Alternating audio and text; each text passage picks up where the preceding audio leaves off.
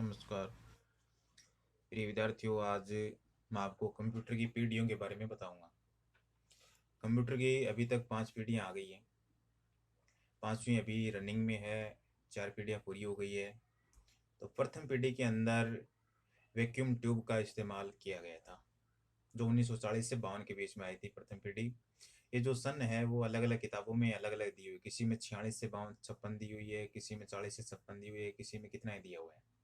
2 4 साल का अंतर आपको हर पुस्तक में देखने को मिलेगा, लेकिन औसत उसका बीच का जो हिस्सा होता है वो इतना ही है।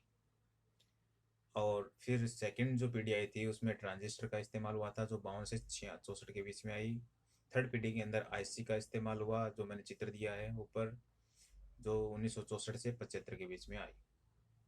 और चौथी पीढ़ी में VLSI, very large scale integrated circuit, जो 1975 से 89 के बीच में आई थी। और पांचवी पीढ़ी 89 से अब तक चालू है। चौथी पीढ़ी का चित्र मैंने VLSIC का जो नीचे दिया है ये चित्र है, और पांचवी पीढ़ी का ULSI जो सर्किट दिया है मैंने, उसका चित्र भी नीचे दिया गया है। फिर भी मैं इसको और आगे दिखा दूंगा जब इसका नंबर आएगा। ये थे पहली पीढ़ी के कंप्यूटर, दूसरी के, तीसरी के, चौथी और पांचवी के। ये इस प्रकार से कंप्यूटर का डिजाइन है कि कंप्यूटर किस प्रकार का कौन सी पीढ़ी में किस प्रकार से था। आज हम सिर्फ प्रथम पीढ़ी के कंप्यूटर का इतिहास पढ़ेंगे, किस प्रकार से पहली पीढ़ी जो आई थी। कंप्यूटर की पहली पीढ़ी 1940 से 52 के बीच में आई। इस पीढ़ी के कंप्यूटरों में वैक्यूम ट्यूब का इस्तेमाल किया गया था, जो मैंने चित्र दिया है नीचे वैक्यूम ट्यूब का। ठीक है, और भी मैं इसको दिखा दूंगा, इसकी फुल स्क्रीन दिखा देता हूँ मैं। चलो पहले आपको देखिए, यहाँ पे हम गूगल के अंदर वैक्यूम ट्यूब सर्च करेंगे, नीचे नाम आ गया वैक्यूम ट्यूब। तो पहली पीढ़ी के कंप्यूटरों के अंदर ये इस प्रकार की वैक्यूम ट्यूब लगाई गई थी। ये इसका दिखा देता हूँ मैं। ये देखिए, आपकी टीवी की जो पीछे लगी होती है, आपने टीवी आपके घरों में है, उसके पीछे का जो हिस्सा होता है उसमें चलता रहता है हमेशा। ये वैक्यूम ट्यूब हमेशा बल्ब की तरह जलती रहती है, हिट होता है इसके अंदर पूरा का पूरा। गर्मी इतनी ज़्यादा होती है कि इसके हाथ नहीं लगा सकते, जिसके कारण जो पहली पीढ़ी कंप्यूटरों की जो गर्मी है वो बहुत ज़्यादा थी। उसकी विशेषताओं के अंदर आ जाएगा। ये सारी की सारी पहली पीढ़ी के कंप्यूटर हैं जिसमें वैक्यूम ट्यूब का इस्तेमाल किया गया था। ये सब वैक्यूम ट्यूब है, क्योंकि क्लास के अंदर ये चीज़ें हर जगह व्यवस्था नहीं मिलती, तो इसलिए मैं वीडियो के माध्यम से आपके सामने चित्रात्मक रूप से हर चीज़ को क्लियर कर रहा हूँ। तो ये वैक्यूम ट्यूब थी। और ये जो वैक्यूम ट्यूब, इसका आविष्कार 1904 में जॉन अम्ब्रोस फ्लेमिंग ने किया था। वैक्यूम ट्यूब का आविष्कार होने के साथ ही 1940 में प्रोफेसर जे प्रेसमर एकर्ट और जोहन मैच्यूली ने इनिक नामक कंप्यूटर का पहला जो इलेक्ट्रॉनिक कंप्यूटर बना था वो इनिक बना था। ये दो संख्याओं को जोड़ने में 200 माइक्रो सेकंड लगाता था। 200 माइक्रो सेकंड के अंदर सेकंड कितनी होती है? 0.0002 सेकंड होती है। और जब गुणा होता था 2000, जब कोई भी गुणा करता था तो 2000 माइक्रो सेकंड लगाते थे, और जोड़ करने में 200 माइक्रो सेकंड। इस पीढ़ी में एनिक के अलावा और भी अन्य कंप्यूटर का निर्माण हुआ था, जिसका नाम है एडसेक, एडवेक, यूनिवेक और यूनिवेक फेस्ट। ये अन्य कंप्यूटर आए थे। ये जो नीचे मैंने चित्र दिया है वैक्यूम ट्यूब का दिया है। आपको यदि थीसिस लिखना है या बीएड के अंदर जो बच्चे हैं उनको फाइल बनानी होती है आईसीटी की, तो उसमें चित्रात्मक काम होना चाहिए, जो मैंने दिखा रहा हूँ। ठीक है। अब 1991 में जो यूनिवेक फेस्ट कंप्यूटर आया था वो पहला व्यावसायिक कंप्यूटर था। यदि बीए के जो बच्चे हैं उनको इस प्रकार से क्वेश्चन आ सकता है कि पहला व्यावसायिक कंप्यूटर कौन सा था, तो इसमें 4 ऑप्शन आ जाएंगे, उसमें यूनिवेक लिखना है, यूनिवेक फेस्ट।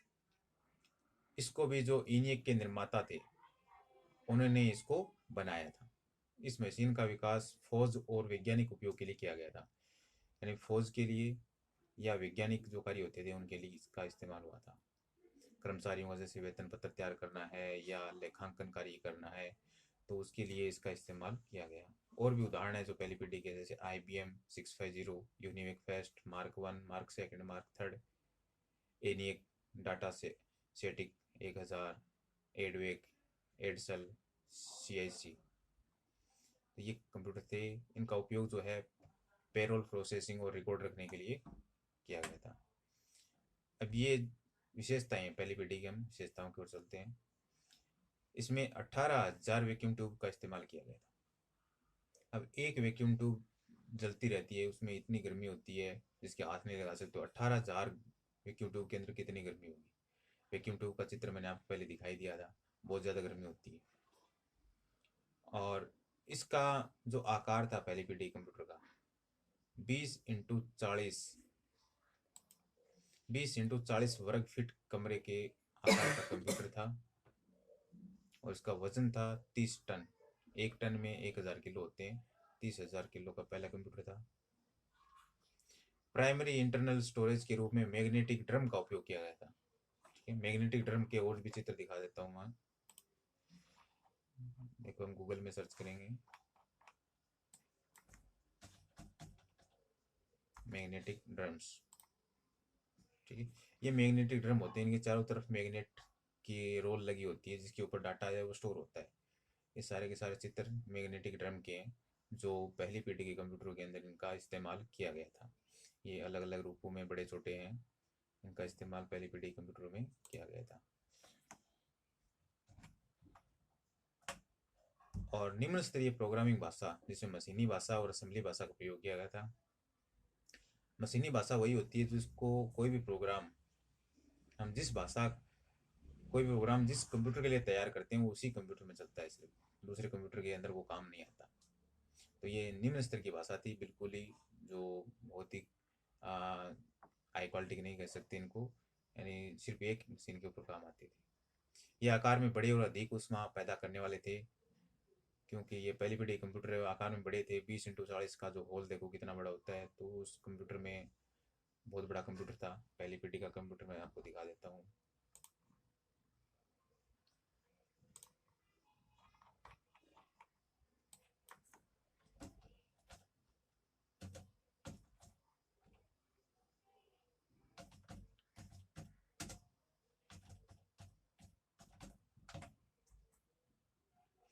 ये देखिए पहली पीढ़ी कंप्यूटर सारे के सारे, ये चित्र पहले उसमें दिया गया था। ये पहली पीढ़ी का कंप्यूटर है। ठीक है, ये देखिए ये सारे पहली पीढ़ी कंप्यूटर हैं।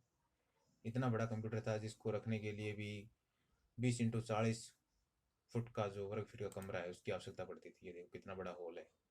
तो ये पहली पीढ़ी कंप्यूटर है सारे के सारे। अपने टॉपिक पे चलते हैं। इसको ठंडा रखने के लिए एसी की आवश्यकता पड़ती थी। एसी उस टाइम किसी भी प्रकार से हो सकती है जिसको मतलब वो वातानुकूलित यंत्र का इस्तेमाल किया जाता था। अधिक विद्युत खर्चा होता था और इसकी जो गति थी वो बहुत ही कमज़ोर थी, यानी इनपुट आउटपुट जो प्रोसेस थी वो बहुत ही धीरे थी। और खर्चा जो है वो बहुत ज़्यादा होता था क्योंकि लाइट है वो बहुत ज़्यादा जलती थी। निर्देशों के लिए 0 और 1 के रूप में कंप्यूटर के अंदर डाटा जो है वो स्टोर होते थे। जो भी डाटा होते थे वो 0 और 1 के रूप में ही स्टोर होते थे। इस पीढ़ी का जो कंप्यूटर का उपयोग है वो वैज्ञानिक अनुसंधान और वाणिज्यिक कार्य में किया जाता है, जैसे वेतन पत्र तैयार करना आदि के अंदर इसका इस्तेमाल होता था। और ये सारा का सारा पंच कार्ड पर आधारित था। ये पंच कार्ड है जो मैं आपको दिखा रहा हूँ, चित्र जो लगे हुए नहीं, इस प्रकार के पंच कार्ड होते हैं जो उसके अंदर लगे हुए थे, और सारा का सारा डाटा इसी के ऊपर वो स्टोर होता था। ये इनिक जो पहली पीढ़ी का कंप्यूटर है इसका चित्र देखिए। 1 माइक्रो सेकंड में कितने सेकंड होती हैं, 1 × 0 × 10, इसकी घात है -6 सेकंड होती हैं। ये बहुत सारी बार आ भी जाता है, पूछ भी ले जाता है। और ये जो है वो यूनिक फेस्ट कंप्यूटर है, जो पहला व्यावसायिक कंप्यूटर था। ये उसका चित्र दिखाया मैंने आपको। ठीक है, ये कंप्यूटर का पहली पीढ़ी के जो कंप्यूटर हैं वो किस प्रकार के थे उनको मैंने अच्छी प्रकार से आपको बता दिया है। फिर भी कोई दिक्कत हो तो आप मुझसे संपर्क कर सकते हैं।